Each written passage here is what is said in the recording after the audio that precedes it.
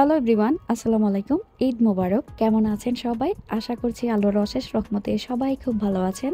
আলহামদুলিল্লাহ, আমরাও ভালো আছি। পুষ্প লাইফস্টাইলের নতুন আরেকটি ব্লগ দেখার জন্য আমি পুষ্প সবাইকে স্বাগত জানাচ্ছি।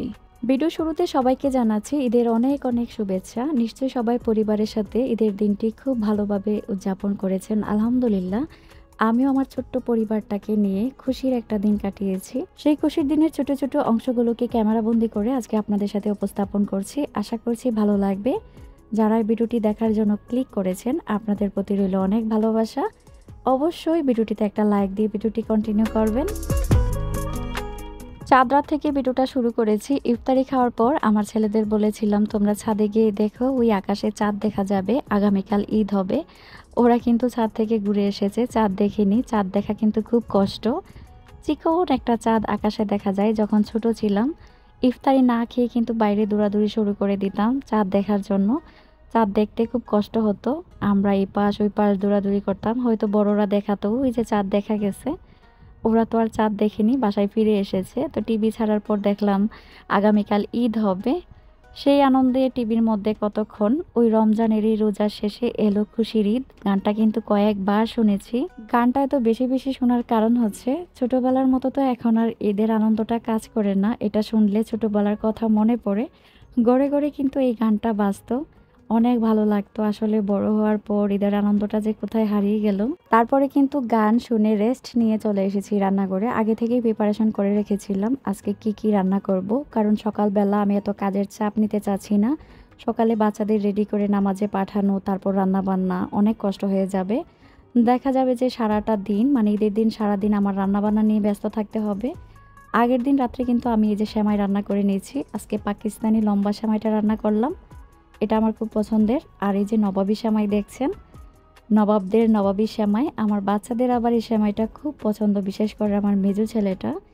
ঈদ না থাকলেও সে আমাকে প্রায় সময় রিকোয়েস্ট করে, আম্মু নবাবী সেমাই বানাও। এবার ঈদে শুধু 2 রকমের সেমাই বানিয়েছি। আমার হাজবেন্ড যখন দেশে থাকে, জর্দা সেমাই, তারপর লাচ্ছা সেমাই, এই 2টা সহ বানাই। 4 পদের সেমাই হয়ে যায়। অল্প অল্প করে চেষ্টা করি সব সেমাই রান্না করার জন্য। সে যেহেতু দেশে নেই, 2 পদের সেমাই রান্না করেছি। আর সাথে কিন্তু চটপটি থাকবে। প্রতি ঈদেই কিন্তু চটপটি রান্না করি। আমার 2টা সেমাই রান্না হয়ে গেছে। দেখুন ছেলেরা কিন্তু বাটি নিয়ে চলে এসেছে। ওরা লোভ সামলাতে পারছে না সেমাই খাওয়ার জন্য, তো একটু নবাবী সেমাই দিয়ে দিচ্ছি। ঈদের দিনের মেনু হিসাবে থাকছে 2 রকমের সেমাই, চটপটি, পোলাও, তারপর রোস্ট, গরুর মাংস। ছোট ছোট বাচ্চা নিয়ে বাস এতটুকুই কিন্তু যথেষ্ট। আর ভাড়াটিয়া যারা আছে তারা তো আসবেই। আজকে কিন্তু আমি 9টার দিকে, মানে রাতে 9টায় রান্নাঘরে ঢুকেছি। 12:30-12টার দিকে রান্নাঘর থেকে বের হয়েছি। একদম 2 পদের সেমাই রান্না করেছি। তারপর রোস্টগুলোকে আমি ভেজে ফ্রিজে রেখে দিয়েছিলাম। আর গরুর মাংসটাকে কষিয়ে রেখে দিয়েছি। আর চটপটিও সিদ্ধ করে ফেলেছি।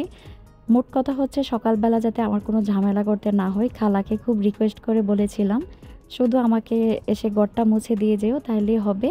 তো খালা এসে সকালবেলা শুধু ঘর মুছেছে। আর সংসারে তো কত কাজকর্ম থাকেই। আমি যেহেতু রান্না বান্না নিয়ে ব্যস্ত ছিলাম, মেয়েকে কিন্তু মেহেদি পরাতে পারিনি। সে আবার আমার নিচতলা যে ভাড়াটিয়া আছে, আমি যে বলেছিলাম আমার ছোট বোনের মতো, ওরা আবার সুন্দর মেহেদি দিতে পারে, তো ওইখানে চলে গিয়েছিল। 2 হাত ভরি মেহেদি দিয়ে এসেছে মাশাল্লাহ। আমি কিন্তু সময়ের অভাবে ঈদে মেহেদি পড়তে পারিনি। ইনশাল্লাহ কোরবানির ঈদে পরব। সব কাজকর্ম শেষ করে এখন রাত 1টা বাজে, রুমে এসেছি। এসে কিন্তু এসিটা ছেড়ে দিলাম, প্রচণ্ড গরম ছিল ওই দিন। চলুন এখন আপনাদের সাথে আয়েশা মনির কিছু কিউট কিউট কথা শেয়ার করি। বলো, এদিকে তাকাও, বলো ঈদ মুবারক। তোমার কেমন লাগতেছে? ঈদ আসছে, কেমন লাগতেছে? উত্তর দাও, আমি তোমাকে জিজ্ঞেস করছি। এদিকে তাকাও, ঈদ আসছে না? কেমন লাগতেছে তোমার? ভালো লাগতেছে। সবাইকে বলো, সবাইকে ঈদ মুবারক। সবাই ঈদ মুবারক। এদিকে তাকাও, বলো সবাই আমার বাসায় আসবেন, দাওয়াত। বলো, এদিকে তাকাও, বলো সবাইকে আমার বাসায় দাওয়াত। মাম্মার দিকে তাকাবা না? বলো আমি হাতে মেহেদি পরেছি। আমি হাতে মেহেদি পরেছি। বলো আমাকে কেমন লাগছে? আমার কেমন লাগছে?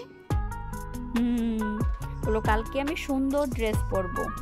কালকে আমি সুন্দর ড্রেস পরবো। ড্রেস পরবা? এদিকে তাকাও। আর ওকে মামা আর কিছু বলবা? বলবো। বলো। তুমি আমাকে বললে দাও। আমি আমি তো সব সময় বলে দিই, তুমি একটু নিজে থেকে বলো। নাই পারি না। এদিকে তাকাও, তুমি না বুড়ি, তুমি না বলো মাম্মা আমি বুড়ি। মাম্মা আর বুড়ি। তুমি বাবার কি হও? এদিকে তাকাও, মাম্মি এদিকে তাকাও, মাম্মির দিকে তাকাও। তুমি বাবার কি হও? মা বেটি আর কি? বুড়া বেটি। বুড়া বেটি? আই হায়, বাবার বুড়া বেটি। তোমার বাবা আছে এখন? না কখন আসবে বাবা? বাবা কালকে শোনো তো, শোনো এদিকে তাকাও। মা, তোমাকে সবাই অনেক ভালোবাসে, বলে আয়েশামণি অনেক কিউট, আয়েশামণিকে একটু দেখায়ও আপু, এজন্য কিন্তু আয়েশামণিকে দেখাচ্ছি।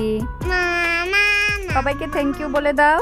থ্যাংক ইউ বলো থ্যাংক ইউ আন্টিরা। বন্ধুরা। বন্ধুরা? তোমার বন্ধু? বড় ভাই বাবার সমান, তাই না? আজকে কিন্তু আমার বড় ছেলেটা তার বাবার দায়িত্বটা পালন করছে। তার বাবা যদি দেশে থাকতো, এভাবে কিন্তু 3 ছেলেকে আতর লাগিয়ে দিত। বাবা যেহেতু দেশে নেই, সে কিন্তু ছোট 2 ভাইকে সুন্দর করে আতর লাগিয়ে দিচ্ছে এবং নিজের গায়ে দিয়ে দিচ্ছে। সবাই কিন্তু মাশাল্লাহ বলতে ভুলবেন না। আর অবশ্যই মন থেকে আমার ছেলে মেয়েদের জন্য অনেক অনেক দোয়া করবেন, ওরা যাতে ভালো মানুষ হয়ে বড় হয়ে উঠতে পারে। মা হিসেবে আমি ওদের জন্য অনেক দোয়া করি। আলহামদুলিল্লাহ, আমার ছেলে মেয়েগুলো অনেক লক্ষ্মী। যদি লক্ষ্মী না হতো, 4টা ছোট ছোট ছেলে মেয়েকে কিন্তু আমি একসাথে মানুষ করতে পারতাম না। ওদেরকে নামাজ পড়ার বিদায় দিয়ে দিচ্ছি, আর আমি এখন সংসারের কাজ দুমসে 1 ঘন্টার মধ্যে সব শেষ করব। এরই মধ্যে আয়েশা মনে উঠে গেছে, ওকে গোসল করালাম, খাওয়ালাম, সুন্দর করে কিন্তু আমার মেয়েটাকে সাজিয়ে দিলাম। আর ওরা দেখুন নামাজ পড়ে চলে এসেছে। আমি বললাম যে তোমাদের কয়েকটা ছবি তুলি, তো ওরা ভাবছে হয়তো ছবি তুলছি।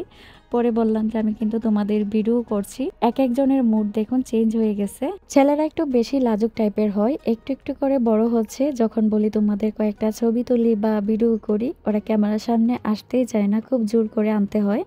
আর মেয়েকে কিন্তু ডং করার কথা বলতেই হয় না। আমি যদি বলি একটু ক্যামেরার সামনে তুমি একটু ডং করো, সে কিন্তু আমার বলার আগেই ডং শুরু করে দেয়। চলুন এখন আমার মায়ের কিছু আনন্দের মুহূর্ত আপনাদের সাথে শেয়ার করি।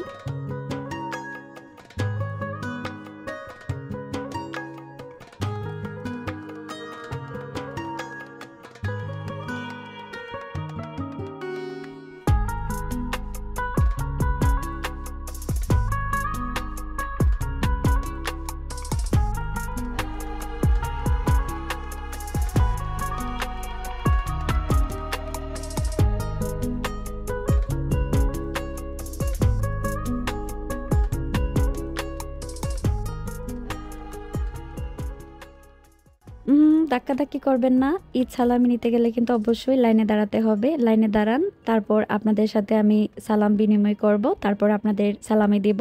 সিরিয়ালে সবাই দাঁড়ান, যার যার বয়স অনুযায়ী দাঁড়ান। ঈদের আনন্দই হচ্ছে সালামি পাওয়া। যখন ছোট ছিলাম গোসল করে কখন কার বাড়িতে যাব, চাচারা যখন সালামি দিত 2, 4, 5 টাকা, 10 টাকা, 20 টাকার নোট নিয়ে যেত। এই টাকাগুলো পেলে যে কত আনন্দ পেতাম। এখন কিন্তু এই আনন্দটা ওদের মতো কাজ করে। ওরা শুধু নামাজ পড়ে এসেই কাকে সালাম করবে আর সালামি পাবে। তো 4 ভাই বোন কিন্তু লাইনে দাঁড়িয়ে যাচ্ছে, ওদেরকে এখন সালামি দিব। আমার পক্ষে থেকে কিন্তু ওরা সালামি পাচ্ছে 500 টাকা করে, আর ওদের বাবার পক্ষ থেকে পেয়েছে 1000 টাকা করে। আমি যেহেতু তার অর্ধাঙ্গিনী, আমাকে তো তার অর্ধেক দিতেই হবে। বাচ্চারা ভেবেছিল আরো কম টাকা দিব, তো ওরা তো 500 টাকা পেয়ে অনেক খুশি যে আম্মু 500 টাকা দিয়েছে। ওরা খুশি থাকলে আমি খুশি। বাচ্চারা 4 দেয়ালের ভিতরে ঈদ করে যাওয়ার তো আর কোথাও জায়গা নেই। আমরা ছোটবেলা কত আনন্দের ঈদ কাটিয়েছি, আর আমি কিন্তু বাচ্চাদের নিয়ে এবার বাসায় ঈদ করেছি। এই যে এখন ছাদে চলে আসলাম, এখানে এসে কিছু ফটোশ্যুট করে নিচ্ছি। 3টা ভাইয়ের 1টা বোন, সব ভাইরা কিন্তু তাদের বোনদের পাশে থাকে না। দোয়া করি তোমরা যাতে বড় হয়ে বাবা মায়ের আদর দিয়ে বোনটাকে মানুষ করতে পারো আর সব সময় আগলে রাখতে পারো।